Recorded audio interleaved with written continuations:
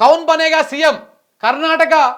కాంగ్రెస్లో తీవ్రతరం అవుతున్నటువంటి కుర్చీలాట పదవి కోసం డీకే శివకుమార్ తీవ్ర ప్రయత్నాలు రేసులో సతీష్ జార్కిహోలీ ఢిల్లీలో చర్చలు సీఎం మార్పు పైన సమీకరణాల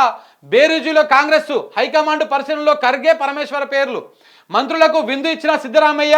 కుర్చీ కాపాడుకునేందుకు చివరి ప్రయత్నాలు సిద్ధరామయ్య 2-3 కేసులలో ఇరుక్కున్నాడు ఇప్పటికే ముడా కేసులో ఇరుక్కున్నాడు దాంతోపాటు ఇప్పుడు దానికి సంబంధించి ఇంకోటి ఏంది మన ఎస్టీ నిధులకు సంబంధించింది వాళ్ళ 180 కోట్లు కూడా అక్రమంగా తరలించారు వాల్మీకి స్కామ్లో కూడా సిద్ధరామయ్య ఇరుక్కున్నాడు సో కాబట్టి 100% ఆయన పదవి గండం ఉంది ఆయన తీసేస్తారు ఎందుకంటే సంవత్సరంన్నరనే ఉంటుందని చెప్పారు ఇప్పుడు 200% డీకే శివకుమార్కి ఇవ్వాలి మరి ఒకవేళ డీకే శివకుమార్ కనుక ముఖ్యమంత్రి పదవి ఇవ్వకపోతే డీకే శివకుమార్ కాంగ్రెస్ పార్టీలో ఉంటాడా కొనసాగడా బయటకు వచ్చి బీజేపీతో కలుస్తాడా ఏమైతే అనేది కూడా చూడాల్సినటువంటి అవసరం ఉంది ఎందుకంటే డీకే శివకుమార్ కట్టర్ కాంగ్రెస్ వ్యక్తి మన సోనియా గాంధీకి అత్యంత దగ్గరవాడు అని చెప్పేసి చాలా వరకు వార్తలు ఉన్నాయి కథనాలు ఉన్నాయి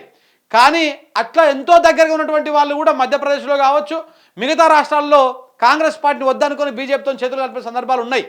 సో కాబట్టి చెప్పలేం ఏమవుతుందో రాజకీయాల్లో కర్ణాటకలో 100% ముఖ్యమంత్రి మారేటువంటి అవకాశాలు కనపడతా ఉన్నాయి కర్ణాటకలో ముఖ్యమంత్రి ఎప్పుడైతే మారుతాడో ఎప్పుడైతే అక్కడ మారుస్తారో ఆ ఎఫెక్ట్ తెలంగాణ మీద కూడా పడుతుంది 200% ఇక్కడ కూడా ముఖ్యమంత్రిని మార్చాలన్న డిమాండ్